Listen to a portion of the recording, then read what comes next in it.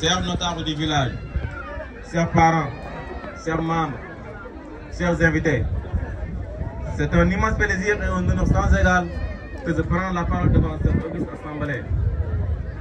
Je voudrais commencer par vous souhaiter la bienvenue dans l'enceinte de l'école élémentaire de Gouloum pour cette journée d'excellence et de lauréat. C'est une habitude maintenant. Nous nous retrouvons pour célébrer et promouvoir l'excellence.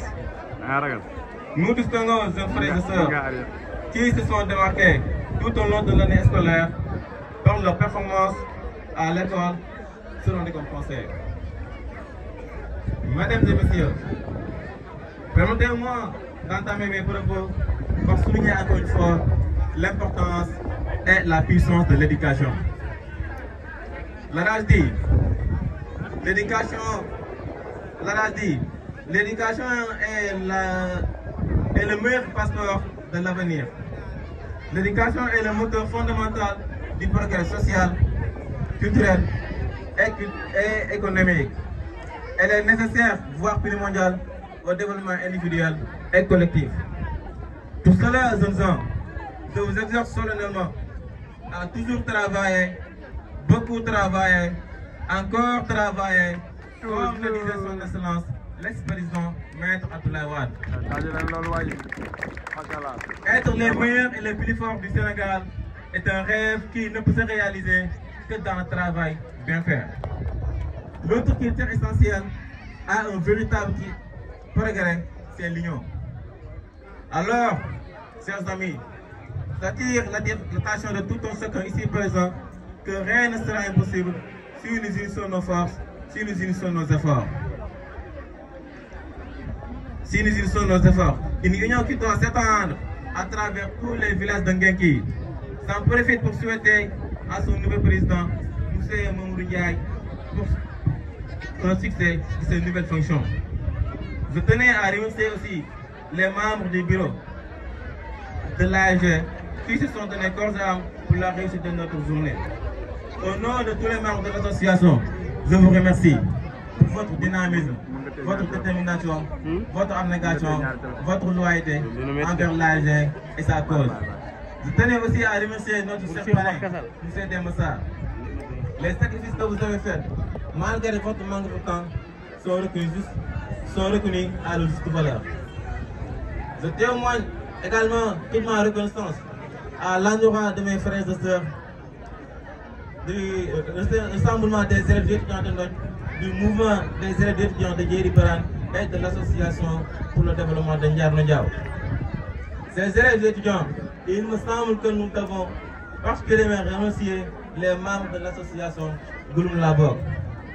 Des remerciements que nous transmettons à leur président, Dr Alioune Badara Ndiaye, et à toutes les bonnes volontés qui constituent à nos jours les piliers fondamentaux sur lesquels repose notre collectif. Je ne saurais les citer tous, car la liste n'est certainement pas exhaustive. Merci à tous ceux qui ont contribué de près et de loin pour la réussite de cette journée. Un grand remerciement également à Mme Fama Faye et à tous les personnels soignants qui se donnent corps et âme pour notre santé.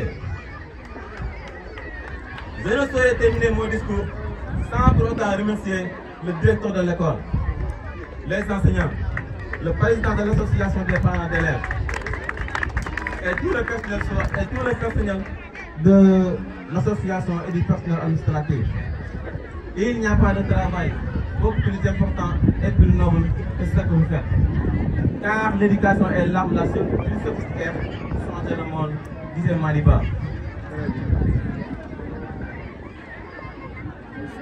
Je tenais à remercier aussi l'ensemble des membres de l'AEG et de toute la population de Gouloum pour leur soutien.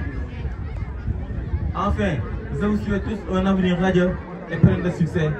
Vive l'AEG, vive la jeunesse, que la fête soit belle. Mes chers amis, je voudrais aussi résumer mon discours en Wolof, vu que certains de nos parents ne comprennent pas la langue de Molière. Sur ce, mbokki Gouloum, ñu ngi nuyu ñëpp ñu fi teew di nuyu kilifa diine ak kilifa aada yi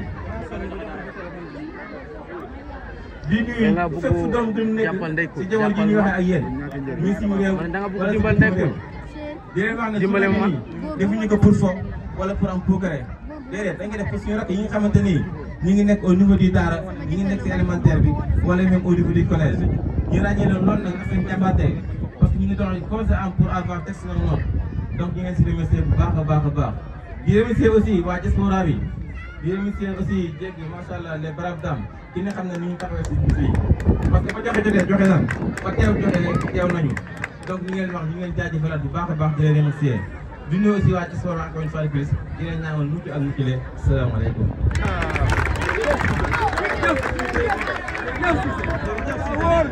tàccu leen ma Cheikhou waay tàccu leen ma encore macha allah.